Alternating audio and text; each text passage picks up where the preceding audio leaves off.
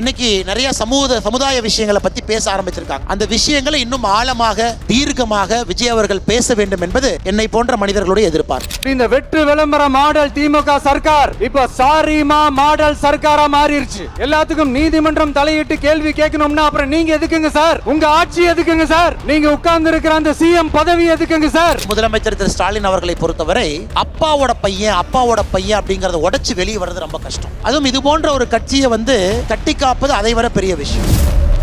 தந்தையை விட இவருக்கு பேர்டன் இன்னும் அதிகம். சில விஷயங்கள் லைஃப்ல ஈஸியா வந்தாலும் கஷ்டம். நான் உதயநிதி ஸ்டாலின் அவர்களை பார்ப்பதை கஷ்டமான இடத்துல அவர் இருக்காருன்னு தான் பார்க்கணும்.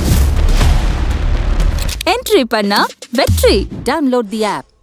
MCR Pure Cotton Club, formals and casual shirts. Vinayaka Missions Law School. Admissions open. BLLB, BBLLB, BCom LLB, LLB and LLM.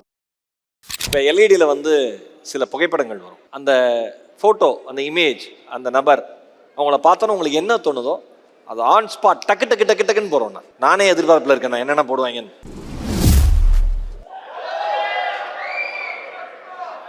இவருடைய முதல் படத்தை நான் பார்த்துருக்கேங்கண்ணா. முதல் படத்தை பார்த்துருக்கேன். சரிங்க. நடிக்க தெரியாது, டான்ஸ் ஆட தெரியாது. முதல் படம். இன்னைக்கு இந்தியாவுடைய முக்கியமான ஆக்டர். ஒரு மனிதன் தன்னுடைய சுய முயற்சியில் ஹார்ட் ஒர்க்கில் எதையும் சாதிக்க முடியும் அப்படிங்கிற சினிமாவை பொறுத்த வரைக்கும் விஜய் ஒரு உதாரணம். முதல் படத்தை எனக்கு ஞாபகம் இருக்கு.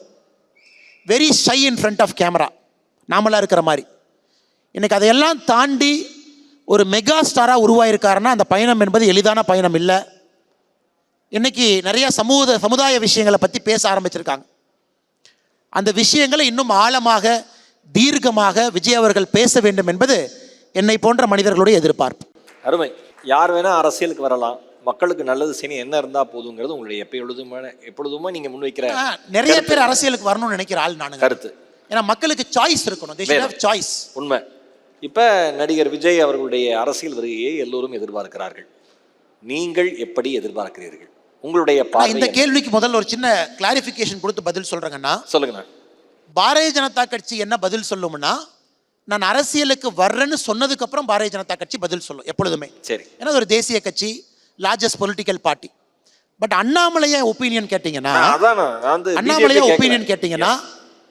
யாராச்சும் ஒருத்தர் நான் சிஸ்டத்தை மாற்றணும், நான் செய்யணும்னு நினைச்சாங்கன்னா எவ்ரிபடி இஸ் வெல்கம். ஏன்னா நாமளும் அதுக்கு தான் அரசியல் இருக்கோம். இங்கே இருக்கிறவங்க நிறைய பேர் அரசியலில் தான் இருக்காங்க. ஸோ மக்களுக்கு சாய்ஸ் கொடுப்போம். Let us all present our vision for Tamil Nadu. அதில் விஜய் அவர்களும் செய்யணும்னு நினைச்சாருன்னா இஸ் மோஸ்ட் வெல்கம். கட்டாயமாக வரணும். அண்மையில் மாணவர்கள்லாம் கூப்பிட்டு பாராட்டி பரிசு கொடுத்தாரு. நிறைய விஷயங்கள் படிங்கன்னு எஜுகேட் பண்ணுறாரு. நிறைய விஷயங்களை முன்னெடுத்துட்டே வர்றாரு. இப்போ அரசியலுக்கு நடிகர் விஜய் அவர்கள் வரப்ப என்ன மாதிரி விஷயங்களை முன்னெடுத்தா சிறப்பாக இருக்கும்னு ஒரு சக அரசியல்வாதியாக நீங்கள் சொல்லணும்னு விரும்புறீங்க? ஆனால் சினிமா லைஃப் வேறு, அரசியல் லைஃப் வேறுங்கண்ணா. இரண்டுக்கும் ஒரு பெரிய கல்ஃப் இருக்கு. பாலிட்டிக்ஸ் இஸ் மோர் லிசனிங் அண்ணா. நிறைய கேட்கணும் கிரவுண்ட் லெவலில் என்ன நடக்குதுன்னு. ஸோ விஜய் அவர்களுக்கும் அந்த அந்த அந்த அந்த பாதையை அவர் தாண்டி தான் வரணும். ஏன்னா அரசியலுக்குள்ளே வரும்பொழுது ஃபேன்ஸ் வேறு, ரியல் ப்ராப்ளம்ஸ் வேறு, மக்கள் நினைக்கிறது வேறு. ஸோ விஜய் அவர்களுக்கு சிறிது காலம் லேர்னிங்காக தான் இருக்கும், லேர்னிங் எக்ஸ்பீரியன்ஸாக இருக்கும். அதனால் எப்படி பாரதிய ஜனதா கட்சிக்கு ஒரு ஆரோக்கியமான தமிழ்நாட்டை உருவாக்கணும், நல்ல ஒரு சமுதாயத்தை உருவாக்கணும்னு நினைக்கிறோமோ அதே போல் விஜய் அவர்களும் நினைப்பார்கள், நம்பிக்கை எனக்கு இருக்கிறார். அதனால தான் அரசியலுக்கே அவர் வர்றார். அதனால் இதை எடுக்கணும் அதை எடுக்கணும்னு சொல்கிறத விடனா, ஏன்னா எனக்கு ஒன்று முக்கியமாக இருக்கும், அவருக்கு ஒன்று முக்கியமாக இருக்கும், உங்களுக்கு ஒன்று முக்கியமாக இருக்கும். நல்ல ஒரு சமுதாயத்தை உருவாக்குவதற்கு, நல்ல ஒரு தமிழகத்தை உருவாக்குவதற்கு அவர் அரசியல் வரட்டும். அதான் முதன்மையாக இருக்க வேண்டும் என்பது என்னுடைய கருத்து. அடுத்தது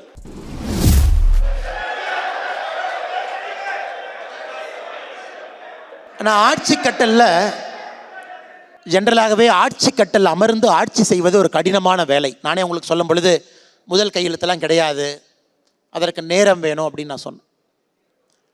ஆனால் குறிப்பாக நம்முடைய முதலமைச்சர் திரு ஸ்டாலின் அவர்களை பொறுத்தவரை அப்பாவோட பையன் அப்படிங்கிறத உடைச்சு வெளியே வர்றது ரொம்ப கஷ்டம்.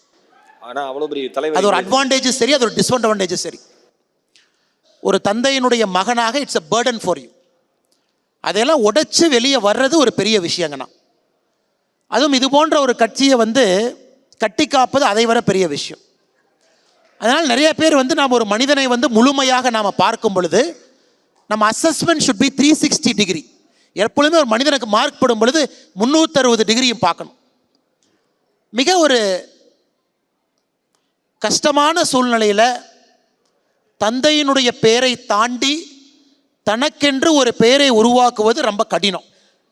அதற்கான முயற்சியில் இருக்கின்றார், முயற்சி எடுத்து கொண்டிருக்கின்றார், பல சவால்களை தாண்டி பயணம் செய்து கொண்டிருக்கின்றார். அவருடைய பயணம் இதே போல இருக்கட்டும், முயற்சி எடுக்கட்டும், அது வெற்றி அடையட்டும் என்பது என்னுடைய வாழ்த்துங்கண்ணா. தலைவர் புகைப்படத்துக்கும் தமிழக முதல்வர் புகைப்படத்துக்கும் இங்கே அண்ணாமலை சாரும் நீங்கள் பேசினதுக்கும் நடுவில் நாகரிகம் நாற்காலி போட்டு அமர்ந்திருக்கிறது என்பது எனக்கு மிகப்பெரிய மகிழ்ச்சி. அடுத்தது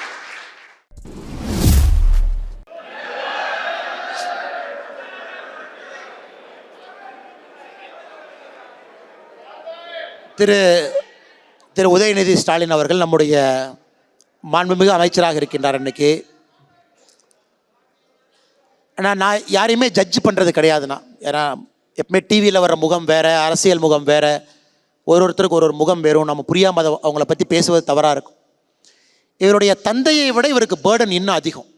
இவருடைய பேர்டன் என்பது 2 தலைமுறையினுடைய பேர்டன் இவர் சுமக்கணும். சில விஷயங்கள் லைஃப்பில் ஈஸியாக வந்தாலும் கஷ்டம். You get something easy, that is also tough.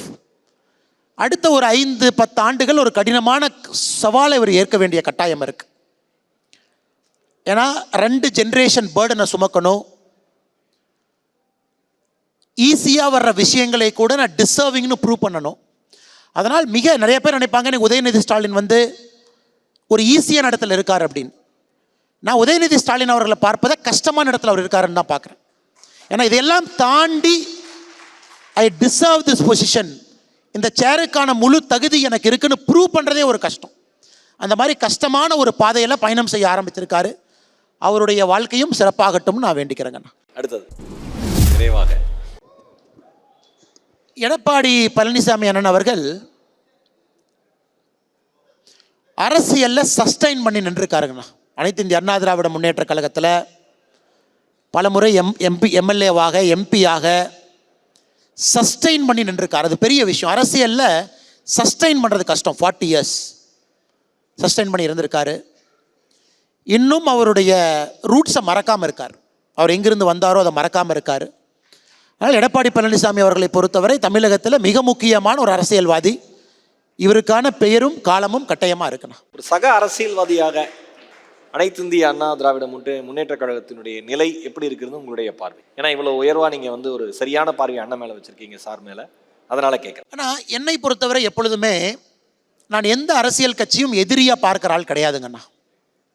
நான் சார்ந்த அரசியல் கட்சி வளர வேண்டும் என்று நினைப்பது, இன்னொரு அரசியல் கட்சி அழிய வேண்டும் என்று நினைப்பது தவறு. எப்பவுமே நான் பண்ண மாட்டேன். அனைத்து இந்திய அண்ணா திராவிட முன்னேற்ற கழகம் ஒரு முக்கியமான கட்சி. தமிழகத்தில் டாக்டர் எம்ஜிஆர் அவர்கள், அம்மா அவர்கள் அவங்களாம் இருக்கும் பொழுது மிக முக்கியமாக தமிழகத்தில் ஒரு ஆல்டர்னேட் ஐடியாலஜியை வச்ச ஒரு கட்சி, மிக முக்கியமான காலகட்டத்தில் இருந்த கட்சி, ஒரு இம்பார்ட்டன்ட் போல் இன் தமிழ்நாடு பாலிடிக்ஸ், தமிழ்நாடு அரசியலில் ஒரு துருவமாக இருக்கக்கூடிய கட்சி. அதனால் நான் எப்பவுமே சொல்கிறது எல்லோரும் இங்கே வளர முடியும் அப்படின்னு சொல்கிற ஆள் நான். அனைத்து இந்திய அண்ணா திராவிட முன்னேற்ற கழகமும் வளர முடியும், பிஜேபியும் இங்கே வளர முடியும்னு நினைக்கிறோம். அதே மாதிரி இணக்கமாக இருக்க முடியும் என்று நினைக்கக்கூடியவன். அப்படி தான் நாங்கள் இருக்கோம். எனக்கும் எடப்பாடி அண்ணனுக்கும் தனிப்பட்ட முறையில் எங்களுக்குள்ள ஒரு பரஸ்பர ஒரு ஆழ்ந்த நட்பு இருக்குது, நல்ல ஒரு புரிந்துணர்வு இருக்குது. நல்லா ஒரு பலத்த கை. நீங்கள் டிவியில் பார்க்குறது எவ்வளோ அழகான பதில். நீங்கள் டிவியில் பார்க்குறது, பத்திரிகையில் எழுதுறது, அதை வச்செல்லாம் பார்க்காதீங்கன்னா அதெல்லாம் இன்னொருத்தருடைய அசம்ஷன், இன்னொருத்தருடைய ஒப்பீனியன். எங்களுக்குள்ள என்ன புரிதல் இருக்குது அப்படிங்கிறது நிறைய பேருக்கு தெரியாது. என்ட்ரி பண்ணா வெற்றி. Download the app. MCR Pure Cotton Club, formals and casual shirts. Vinayaka Missions Law School. Admissions open. BA LLB, BBA LLB, BCom LLB, LLB and LLM.